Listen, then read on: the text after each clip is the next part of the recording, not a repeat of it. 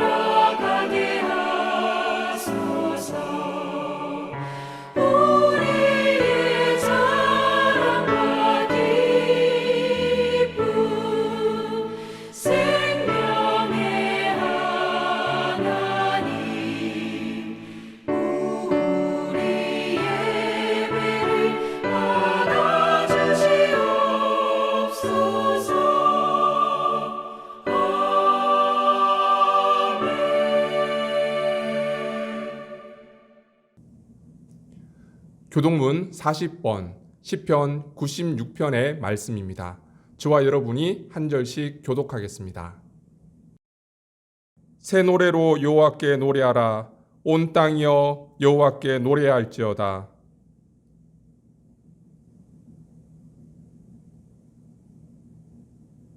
그의 영광을 백성들 가운데에 그의 기이한 행적을 만민 가운데에 선포할지어다.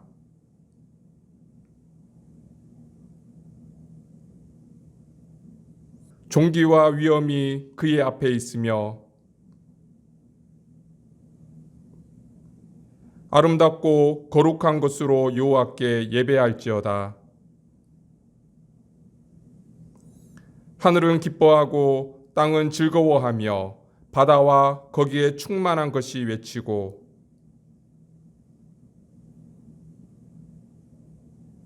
그때 숲의 모든 나무들이 여호와 앞에서 즐거이 노래하리니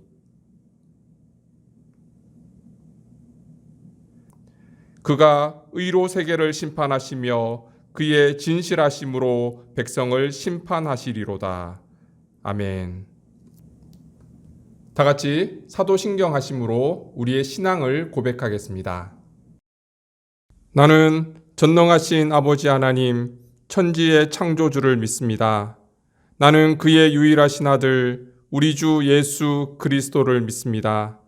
그는 성령으로 잉태되어 동정녀 마리아에게서 나시고 본디오 빌라도에게 고난을 받아 십자가에 못 박혀 죽으시고 장사된 지 사흘 만에 죽은 자 가운데서 다시 살아나셨으며 하늘에 오르시어 전능하신 아버지 하나님 우편에 앉아 계시다가 거기로부터 살아있는 자와 죽은 자를 심판하러 오십니다.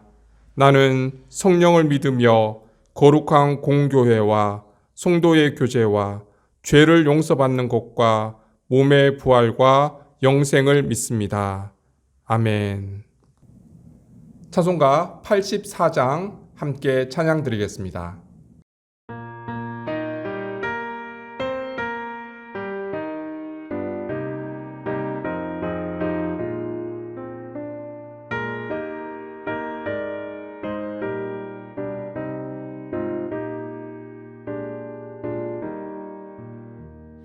세상이 캄캄하여서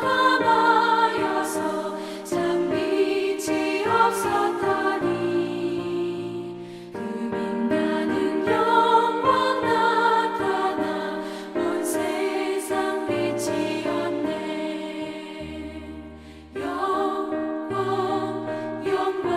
주, 영광의 주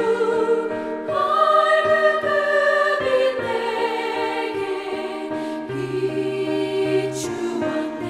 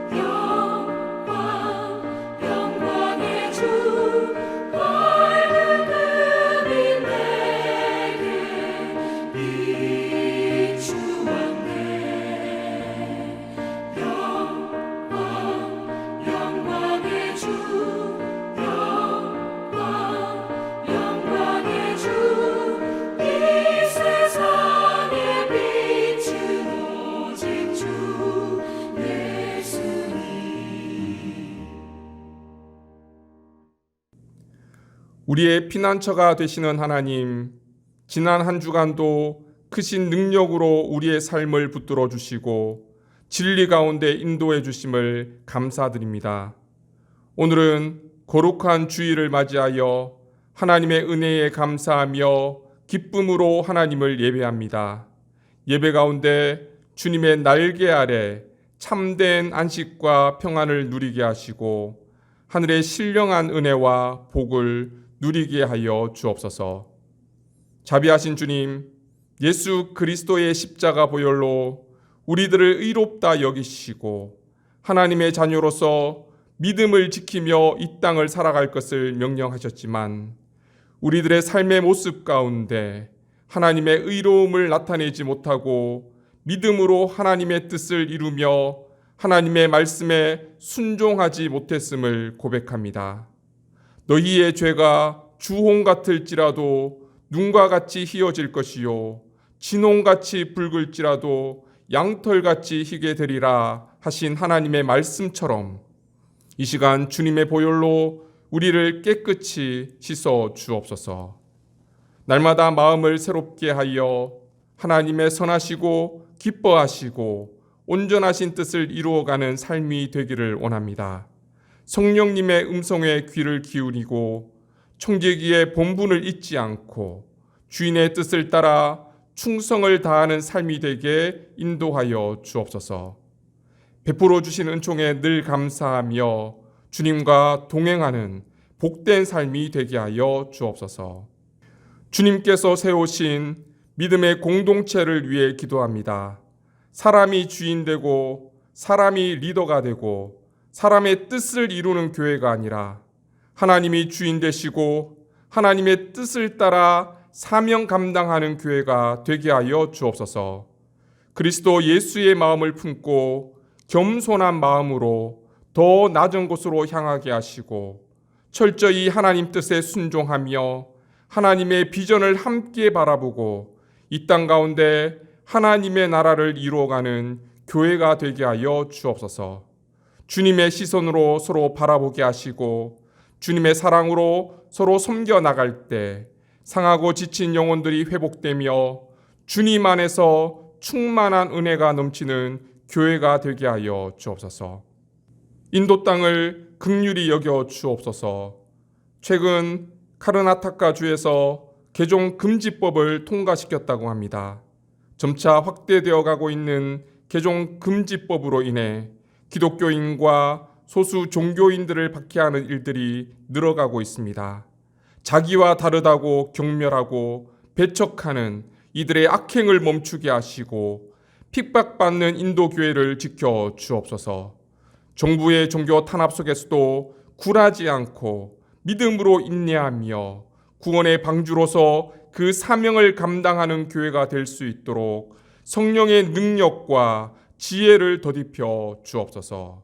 거룩하신 예수님의 이름으로 기도드립니다. 아멘.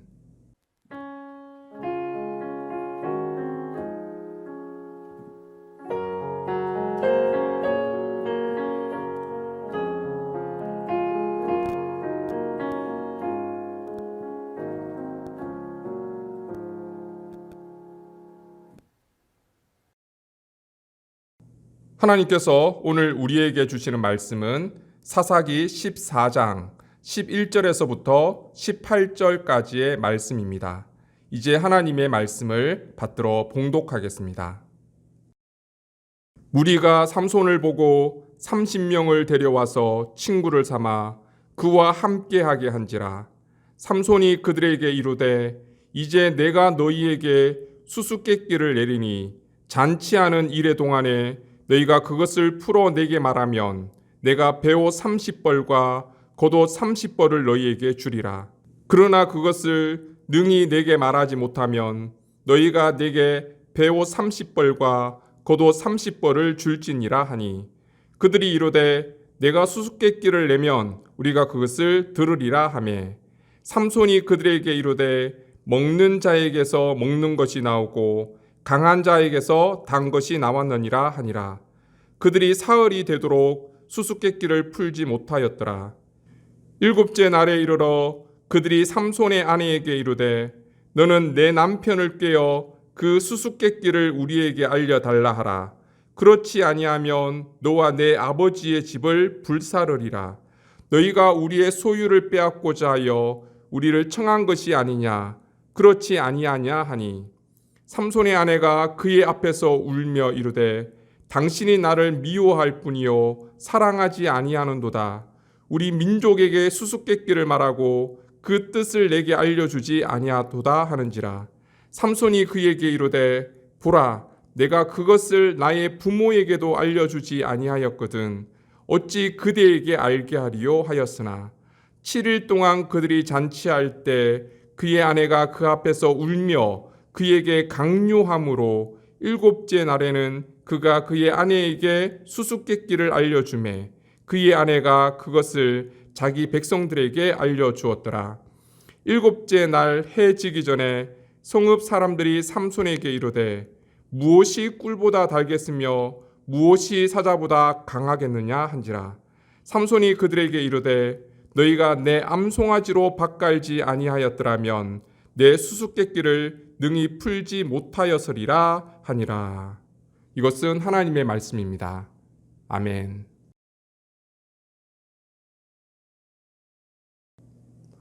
지난주 삼손 이야기를 하면서 삼손 이야기 전체를 이끌어가고 있는 메인 주제에 관한 말씀을 함께 나누었습니다. 삼손 이야기를 읽으면 삼손을 어떻게 평가해야 될지 고민이 됩니다. 이스라엘의 영웅과 같은 사사인가? 아니면 최악의 사사인가? 우리는 삼손에 대해 가지고 있는 영웅적인 이미지 때문에 성경을 읽으면서도 자꾸 삼손의 영웅적인 모습에 초점을 맞추려고 합니다. 그런데 성경을 읽다 보면 삼손의 막가파식 삶을 발견하고는 굉장히 혼란스러워하죠. 그래도 특별한 하나님의 은혜 가운데 태어났고 하나님께서 복도 주시고 하나님의 영도 부어주셨는데 게다가 블레셋도 물리쳐서니까 영웅적인 사사가 맞겠지 그렇게 생각하면서 삼손의 부족한 모습에 대해서는 애써 지나치려고 합니다.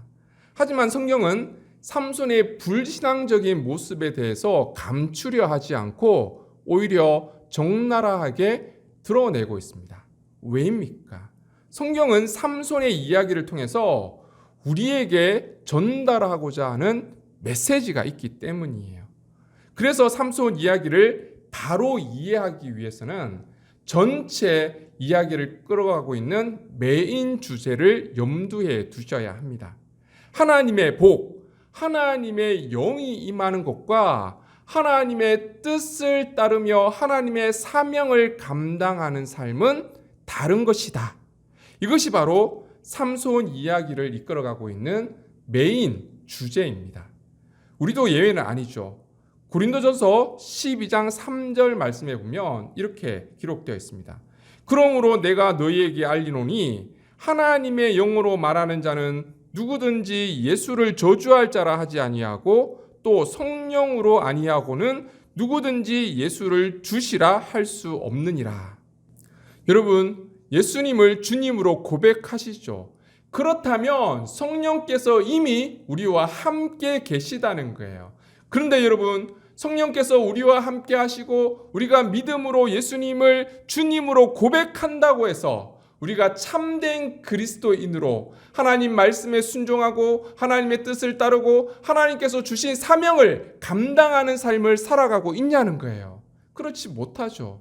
그래서 삼손의 이야기가 우리에게 영적으로 많은 도전을 주는 거예요. 삼손의 막장 드라마와 같은 삶이 바로 오늘 우리들의 삶의 모습이라는 거예요. 여러분, 삼손 이야기를 통해서 우리의 영적인 모습을 돌아볼 수 있는 기회가 될 수 있기를 바랍니다. 오늘 설교 제목이 뭐예요? 수수께끼입니다. 수수께끼 하니까 그리스 신화에 나오는 스핑크스 이야기가 생각나지 않으십니까? 스핑크스는 지나가는 사람들에게 수수께끼를 내고 그 문제를 풀지 못하면 잡아먹었다고 하죠. 아침에는 4발, 점심에는 2발, 저녁에는 3발인 것이 무엇이냐? 무엇입니까? 수수께끼 입문용 문제죠. 정답을 모르시는 분은 옆에 있는 우리 아이들에게 물어보시기 바랍니다. 스핑크스 수수께끼는 사람이라는 정답을 듣게 되면 정말 그렇지 공감이 돼요. 그런데 오늘 본문에 나오는 삼손의 수수께끼는 아무도 공감할 수 없는 삼손 혼자만 이해할 수 있는 문제입니다. 오늘 본문에 보면 삼손이 수수께끼를 낸 배경이 나오는데요. 오늘 본문 11절 말씀입니다. 우리 같이 한번 읽어보겠습니다. 무리가 삼손을 보고 30명을 데려와서 친구를 삼아 그와 함께하게 한지라. 딥나 여인에게 푹 빠져있던 삼손이 드디어 결혼에 성공합니다. 그리고 삼손은 신부집에서 7일 동안 결혼 피로연을 가지게 되는데요. 그때 무리가 삼손에게 30명의 친구를 소개시켜 줍니다. 여기서 무리는 아마 신부 측 친인척일 거예요. 당시 블레셋 사람들의 관습은 결혼식 기간 동안 신랑을 혼자 있게 하지 않았다고 해요. 그래서 블레셋 사람 30명을 삼손의 친구로 붙여준 것 같습니다. 결혼식에 술이 빠질 수 없죠. 삼손은 친구들과 함께 거하게 술자리를 가지다가 아마 흥이 올랐던 것 같아요. 그래서 친구들에게 수수께끼를 냅니다. 오늘 본문 12절 13절입니다. 같이 읽겠습니다. 삼손이 그들에게 이르되 이제 내가 너희에게 수수께끼를 내리니 잔치하는 이래 동안에 너희가 그것을 풀어 내게 말하면 내가 베옷 30벌과 겉옷 30벌을 너희에게 주리라. 그러나 그것을 능히 내게 말하지 못하면 너희가 내게 베옷 30벌과 겉옷 30벌을 줄지니라 하니 그들이 이르되 내가 수수께끼를 내면 우리가 그것을 들으리라 하매. 그냥 재미로 문제만 내면 될 텐데 삼손은 수수께끼에 베옷 30벌과 겉옷 30벌에 4개를 합니다. 이게 베팅 금액이 좀 컸던 거예요. 그 옷이 일반 사람들이 막 입는 그런 일상복이 아니라 오늘날로 표현하면 명품 옷 내기를 한 거예요. 친구들은 그래도 우리가 30명인데 저 어리석은 이스라엘 사람이 내는 수수께끼 문제 하나 못 맞추겠어? 그렇게 생각하고는 흔쾌히 응합니다. 자존심 싸움이 시작된 거죠. 이때까지만 해도 재미로 시작한 수수께끼가 나비 효과처럼 엄청난 파장을 몰고 올지 아무도 생각하지 못했을 거예요. 드디어 삼손이 문제를 냅니다. 자, 오늘 본문 14절입니다. 삼손이 그들에게 이르되 먹는 자에게서 먹는 것이 나오고 강한 자에게서 단 것이 나왔느니라 하니라. 그들이 사흘이 되도록 수수께끼를 풀지 못하였더라. 당연히 문제를 풀 수가 없죠. 스핑크스의 문제는 이성적으로 생각해보면 풀 수 있는 문제잖아요. 그런데 삼손의 문제는 지극히 개인적인 경험을 바탕으로 만들어진 문제이기 때문에 풀 수가 없어요. 제가 어제 꿈에 누구를 만났을까요? 이런 수준의 문제인 거예요. 사실 수수께끼 문제라기보다는 사기에 가까운 그런 문제입니다. 그런데 이미 민족의 자존심을 건 싸움이 시작되었기 때문에 블레셋 사람들도 포기할 수가 없었던 거예요. 우리도 한일전은 가위바위보도 이겨야 한다 그렇게 얘기하잖아요. 그래서 어떻게 합니까? 15절입니다. 일곱째 날에 이르러 그들이 삼손의 아내에게 이르되 너는 내 남편을 깨어 그 수수께끼를 우리에게 알려달라 하라. 그렇지 아니하면 너와 내 아버지 집을 불사르리라. 너희가 우리의 소유를 빼앗고자 하여 우리를 청한 것이 아니냐. 그렇지 아니하냐 하니. 막장 드라마 냄새가 나죠. 수수께끼 문제 하나 때문에 삼손의 아내를 협박하는데 심지어 너와 너의 아버지 집을 불사르겠다. 그렇게 살해 협박까지 하고 있는 거예요. 그러자 삼손의 아내는 삼손을 숨도 쉬지 못할 정도로 압박을 합니다. 남자들이 제일 무서워하는 말 있죠. 자기 나 사랑하기나 해? 나 못 믿어? 어떻게 나한테까지 숨길 수가 있어? 여기에다가 여자들이 한마디만 더 하면 남자들은 다 털어놓을 수밖에 없습니다. 자기 이렇게 숨기는 게 많으면 나 자기랑 못 살아. 수수께끼 정답을 알려주는 것과 사랑하는 것과 도대체 무슨 상관이 있는지 모르겠지만 아무튼 막 결혼한 신부가 이렇게 말하면 버틸 수가 없죠. 그래서 삼손은 할 수 없이 정답을 알려주게 됩니다. 그래서 삼손은 결국 내기에 지게 됩니다. 오늘 본문 18절 말씀입니다. 같이 한번 읽어보겠습니다. 일곱째 날 해지기 전에 성읍 사람들이 삼손에게 이르되 무엇이 꿀보다 달겠으며 무엇이 사자보다 강하겠느냐 한지라. 삼손이 그들에게 이르되 너희가 내 암송아지로 밭갈지 아니하였더라면 내 수수께끼를 능히 풀지 못하였으리라 하니라. 블레셋 사람들이 정답을 의문형으로 말하면서 삼손을 굉장히 자극하고 있습니다.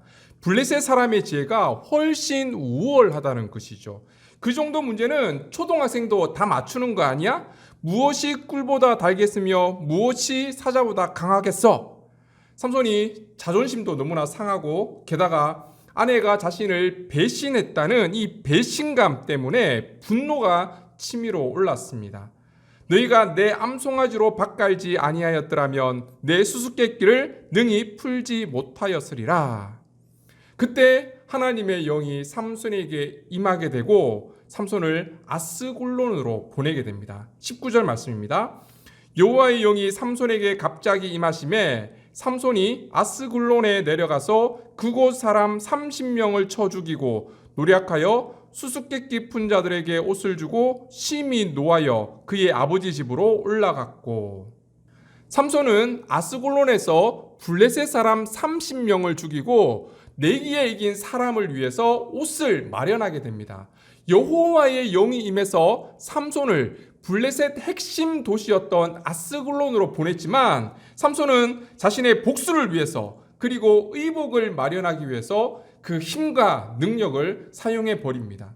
삼손은 이스라엘을 구원하려고 하는 마음이 조금도 없었고 하나님의 심판을 대행하려는 의지도 전혀 없었습니다. 삼손의 행동은 오직 자신의 목적만을 이루기 위해서 살인을 하고 절도를 한 것에 불과하다는 거예요. 그럼에도 키숄름은 삼손의 행동에 대해서 이렇게 평가합니다. 블레셋 사람들의 속임수에 대한 삼손의 지극히 인간적이고 이기적인 반응은 여호와의 손에서 전쟁 무기가 된다.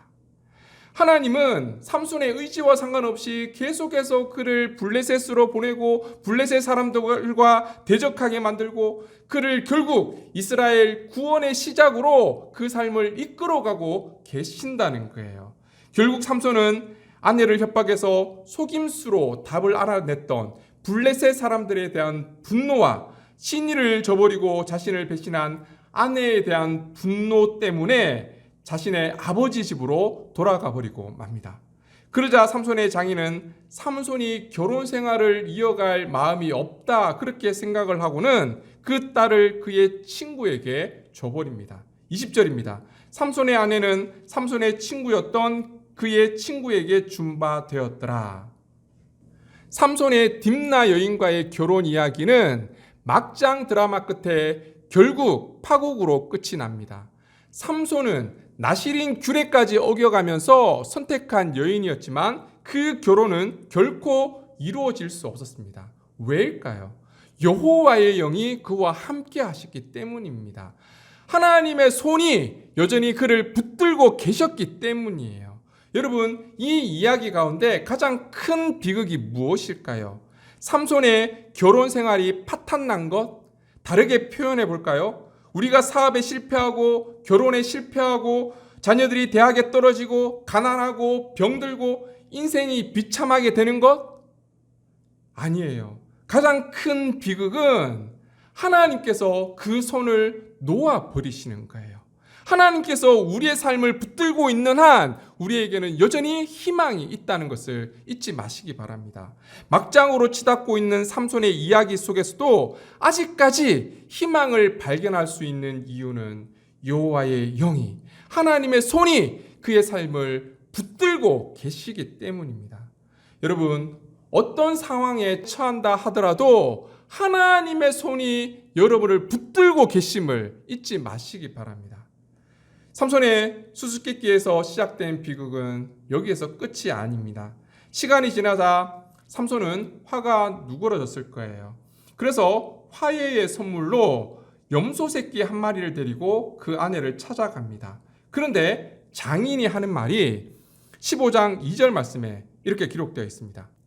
이르되 내가 그를 심히 미워하는 줄 알고 그를 내 친구에게 주었노라. 그의 동생이 그보다 더 아름답지 아니하냐? 청하노니 너는 그를 대신하여 동생을 아내로 맞이하라 하니.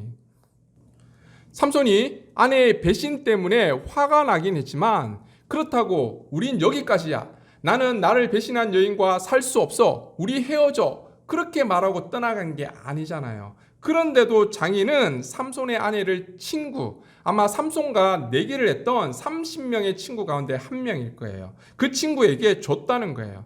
여자가 무슨 물건도 아니고 여기 줬다 저기 줬다 말이 안 되잖아요. 장인도 미안한지 무리수를 둡니다. 사실 동생이 더 예쁘잖아. 동생 줄 테니까 동생하고 결혼해. 이 말이 더 화나죠. 삼손도 결국 폭발해버리고 맙니다. 그래서 어떻게 합니까? 15장 4절 5절 말씀입니다. 같이 한번 읽어보겠습니다.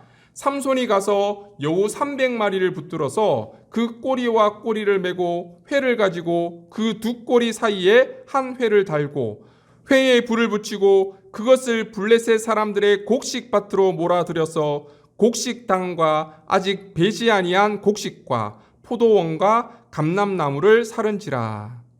추수 직전에 마을 전체가 불타버리고 맙니다. 생계가 막막해진 블레셋 사람들 역시 분노를 참을 수가 없었습니다. 누가 감히 우리에게 이런 짓을 했어? 조사해보니 바로 답이 나옵니다. 삼손입니다. 삼손이 자기 아내 때문에 저지른 일이라는 것을 알게 되자 그들은 삼손의 아내와 장인을 데려다가 불태워 죽여버립니다. 삼손의 아내는 살기 위해서 수수께끼의 정답을 알려주었는데 그 수수께끼 때문에 결국 죽고 말았다는 거예요. 그런데 여러분, 이 수수께끼 이야기 속에 감춰진 진짜 수수께끼가 있습니다. 무엇일까요? 하나님은 왜 삼손과 같은 사람을 하나님의 도구로 사용하시는가라는 것입니다. 여러분, 지금까지 일어났던 모든 일들이 삼손이 블레셋으로부터 이스라엘을 구원한 일로 보이십니까? 아니죠. 삼손은 하나님의 특별한 능력을 받고도 오로지 자신만을 생각합니다. 하나님의 말씀도 하나님의 율법도 심지어 나시린 규례도 무시해 버립니다. 그냥 자신의 감정에 따라 움직여요. 자기 마음에 드는 여자가 있으면 이방인이라도 결혼을 하고요. 명품 옷이 필요하면 사람을 죽여서라도 그 옷을 빼앗아 버립니다. 복수를 위해서라면 한 마을을 불태우는 것도 사람을 죽이는 것도 아무렇지도 않게 해버립니다. 그런데 하나님은 그런 삼손을 포기하지 않고 끊임없이 그 삶 가운데 개입하십니다. 여호와의 영을 부어주셔서 삼손을 딥나로 아스골론으로 보내서 블레셋 사람들과 끊임없이 대립하게 하고요. 결혼도 못하게 막으십니다. 결국 블레셋 사람들과 돌이킬 수 없는 원수가 되게 하십니다. 왜 하나님은 끝까지 삼손을 포기하지 못하는 걸까요? 이 수수께끼의 정답은 이것이 삼손만의 이야기가 아니기 때문입니다. 무슨 의미입니까? 삼손은 이 땅의 모든 사람들의 삶을 보여주고 있는 인물이라는 거예요. 여러분, 최초의 사람 아담과 하와를 기억하시죠? 하나님께서 지상 낙원을 그들에게 주시면서 딱 한 가지만 빼고 다 해도 된다, 그렇게 말씀하셨습니다. 그 한 가지가 무엇입니까? 선악을 알게 하는 나무의 열매를 먹지 말아라. 왜요? 모든 세상을 인간에게 주었지만 그래도 너희를 창조하신 창조주가 있다는 것 정도는 기억하며 살아야 되지 않겠니? 하나님은 그런 의미에서 한 가지 금지 조항을 주신 거예요. 그런데 인간은 어떻게 합니까? 다 가졌음에도 불구하고 스스로 창조주의 자리에 오르기 위해서 결국 그 열매를 먹고 말았다는 거예요. 출애굽 때 이스라엘 백성들의 모습을 한번 보십시오. 끊임없이 불평하고 끊임없이 원망하고 우상 숭배하고 사사시대, 우리 지금 말씀을 살펴보고 있잖아요. 영적으로 최악의 시기였습니다. 왕정시대 선지자들이 매일같이 외치는 말씀이 무엇이었습니까? 너희들 그렇게 살다가 하나님께 다 심판받고 말 거야. 결국 이 나라 멸망하고 너희들은 포로로 끌려가게 될 거야.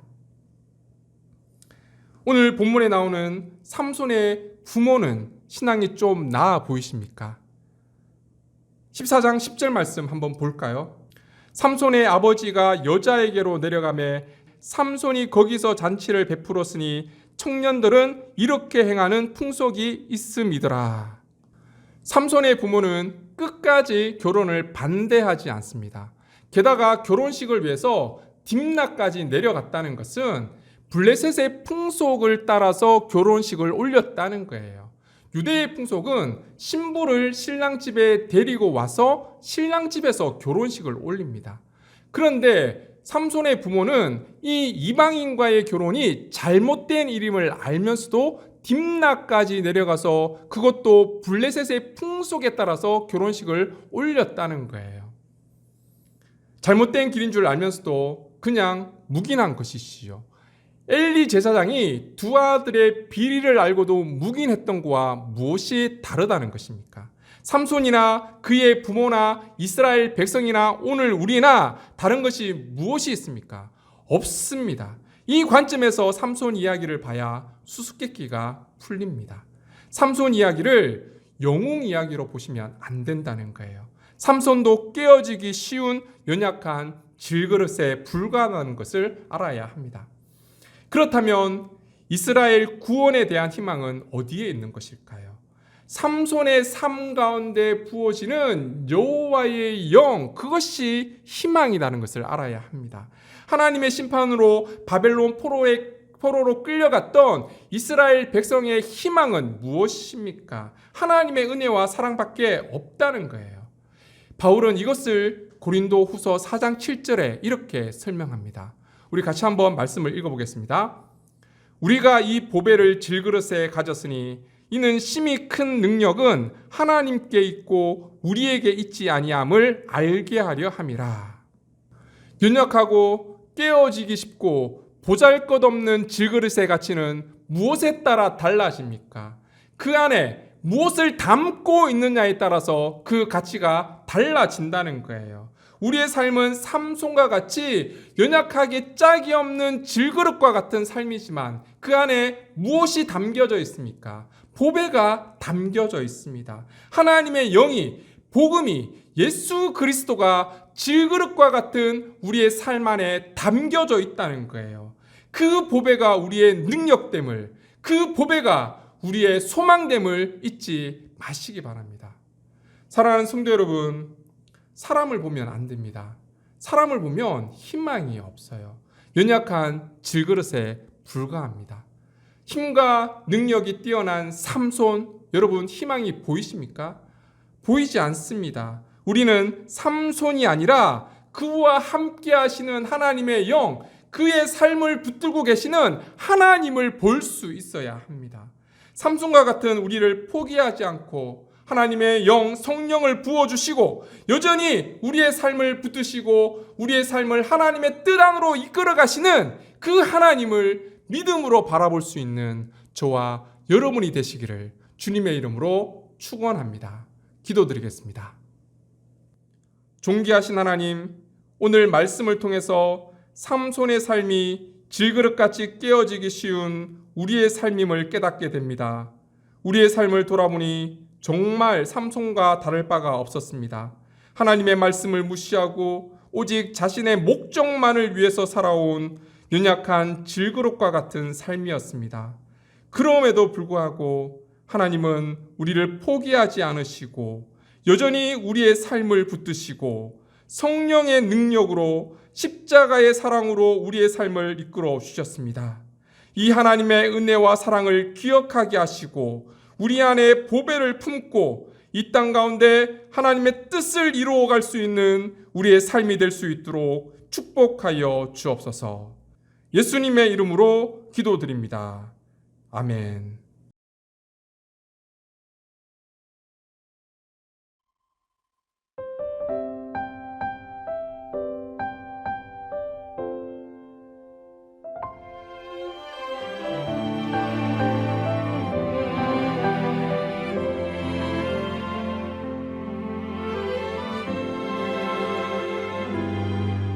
내가 누려왔던 모든 것들이 내가 지나왔던 모든 시간이 내가 걸어왔던 모든 순간이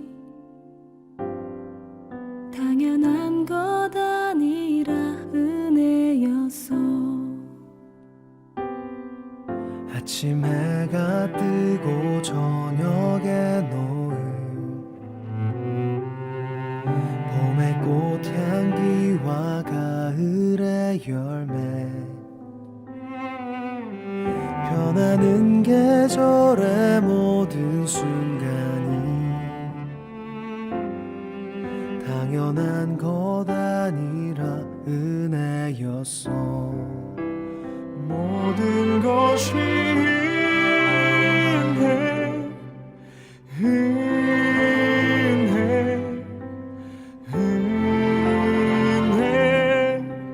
한없는 은혜. 내 삶에 당연한 건 하나도 없었던 것을 모든 것이 은혜였어.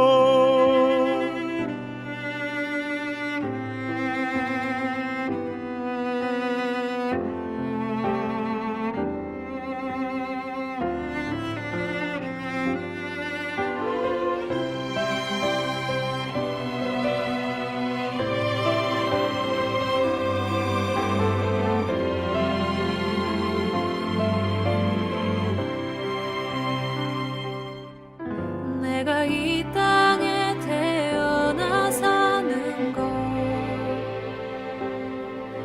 어린아이 시절과 지금까지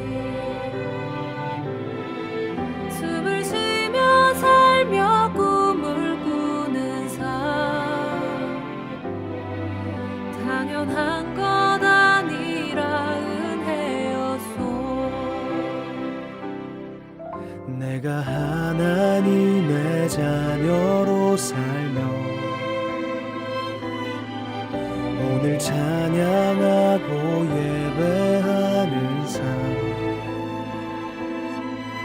복음을 전할 수 있는 축복이 당연한 것 아니라 은혜였소. 모든 것이 은혜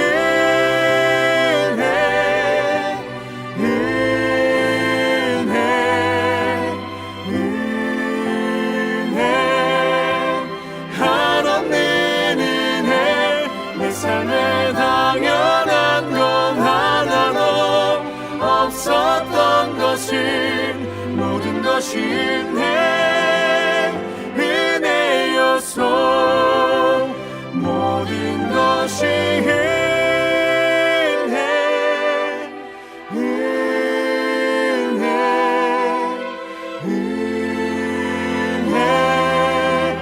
한없는 은혜. 내 삶에 당연한 건 하나도 없었던 것을 모든 것이 은혜였소. 모든 것이 은혜였소.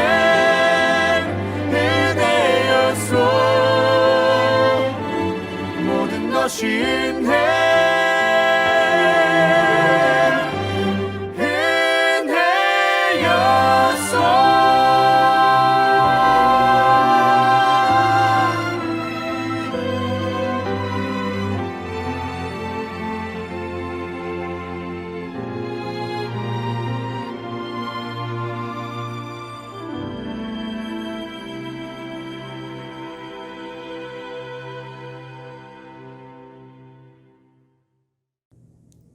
은총의 하나님, 광야와 같은 세상 속에서 구름 기둥과 불 기둥으로 우리의 삶을 인도해 주시고 날마다 푸른 초장과 쉴 만한 물가로 인도해 주신 은혜 감사드립니다. 세상 속에 지쳐 있던 우리 영혼을 말씀으로 회복해 하시고 독수리 날개쳐 올라가는 곳과 같은 새 힘을 주시니 감사합니다. 우리의 삶의 모든 것이 하나님의 은혜임을 고백하며 이 시간 정성껏 준비한 예물을 우리의 삶과 함께 하나님께 올려드립니다. 주님, 기뻐 받아주시고 하나님 나라 영광을 위해 아름답게 사용되어지는 예물이 될 수 있도록 축복하여 주옵소서. 새로운 한 주간을 시작하며 우리의 삶을 하나님께 올려드립니다. 질그릇같이 연약하고 깨어지기 쉬운 우리의 삶을 하나님의 능력의 손으로 붙드시고 믿음 안에 강건한 삶을 살아갈 수 있도록 지켜 주옵소서. 하나님 나라의 백성으로 합당한 삶을 살아가기를 원합니다. 땅의 것을 생각하는 것이 아니라 하늘의 시민권을 가진 자로서 위의 것을 생각하고 하나님의 뜻을 온전히 이루며 세상 가운데 하나님의 복을 흘려보내는 축복의 통로가 되게 하여 주옵소서. 흩어져 있는 주님의 자녀들을 지켜주시고 주님의 평강으로 인도하시며 모든 믿음의 가정 위에 영혼이 잘됨같이 범사가 잘되고 영육 간에 강건할 수 있는 은혜를 허락하여 주옵소서. 모든 말씀 예수님의 이름으로 기도드리며 이제는 교회의 머리 되시는 우리 주 예수 그리스도의 은혜와 하나님 아버지의 무한하신 사랑하심과 성령님의 교통하심이 보화를 담은 질그릇처럼 우리 안에 보배를 품고 성령의 능력으로 그리스도의 구원의 은총으로 하나님의 뜻을 이 땅 가운데 이루며 살아가기를 다짐하는 사랑하는 주님의 백성들과 그 자녀들 위해 이 땅의 모든 교회와 선교사님들 위해 이제로부터 영원토록 함께 하시기를 간절히 축원하옵나이다. 아멘.